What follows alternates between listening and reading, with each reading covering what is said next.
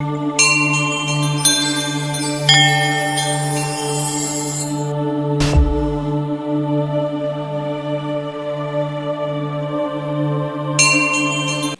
में डूबे हैं दुनिया के सबसे अमीर भगवान।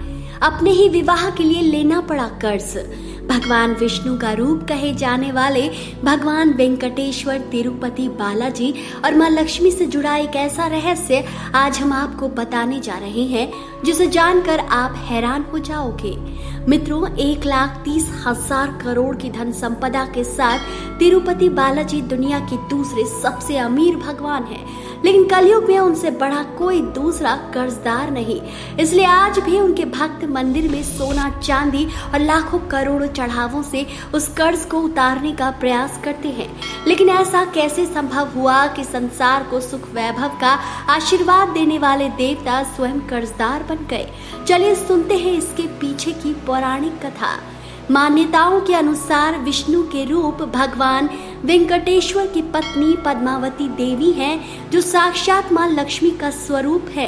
एक दिन देवी लक्ष्मी भगवान विष्णु से नाराज हो गईं और पृथ्वी लोक पर आ गईं। उन्हें मनाने विष्णु जी भी पीछे आ गए और यहीं से भगवान विष्णु के कर्जदार होने की कथा का प्रारंभ होता है। कथा है उस काल की जब ऋषि मुनि पृथ्वी से स्वर्ग लोक आराम से आ जा सकते थे। उसी दौरान सृष्टि के कल्याण हेतु एक यज्ञ आयोजित किया गया, जिसमें पुरोहित के लिए त्रिदेवों में से किसे चुना जाए, ये बड़ी दुविधा थी। इस प्रश्न का समाधान भृगु ऋषि ने निकाला। उन्होंने तीनों देवों की परीक्षा लेने की सोची। वो सबसे पहले ब्रह्मा जी के पास पहुंचे, किंतु वीणा की धुन में लीन ब्रह्मा जी ने भृगु ऋषि की तरफ ध्यान नहीं दिया। इससे ऋषि क्रोधित होकर उन्होंने ब्रह्मा जी को श्राप दे दिया। बाद में वो कैलाश पहुंचे, जहां उन्हें शिव गणों ने रोक लिया। इससे भी ऋषि क्रोधित हो गए और वहां से चले तो गए, लेकिन जाते जाते उन्होंने महादेव को भी श्राप दे दिया। अंत में क्रोधित भृगु ऋषि बैकुंठ धाम पहुंचे, जहां उन्होंने भगवान विष्णु को आवाज दी, किंतु कोई उत्तर नहीं मिलने की वजह से क्रोधित होकर उन्होंने विष्णु जी के सीने में एक जोरदार लात मार दी। श्री विष्णु जी उठे और उन्होंने ऋषि के पैर पकड़ते हुए पूछा कि कहीं आपको पीड़ा तो नहीं हुई। भगवान विष्णु जी का उदंड ऋषि के प्रति ऐसा व्यवहार देखकर माता लक्ष्मी क्रोधित हो गई और बैकुंठ लोक से अंतर ध्यान हो गई और पृथ्वी पर एक राजा के घर कन्या रूप में जन्मी। यही कन्या पद्मावती थी, जो मां लक्ष्मी का ही रूप थी। उनके जन्म लेते ही पूर्ण राज्य समृद्ध और सुखी हो गया, किंतु इधर बैकुंठ लोक में भगवान विष्णु का ध्यान नहीं लगा। मां लक्ष्मी की पुनः प्राप्ति के लिए उन्होंने श्रीनिवास नाम से पृथ्वी पर जन्म लिया। जब वो युवा हुए तो एक दिन वह एक जंगली हाथी का पीछा करते हुए वहां पहुंच गए, जहां राजकुमारी पद्मावती थी।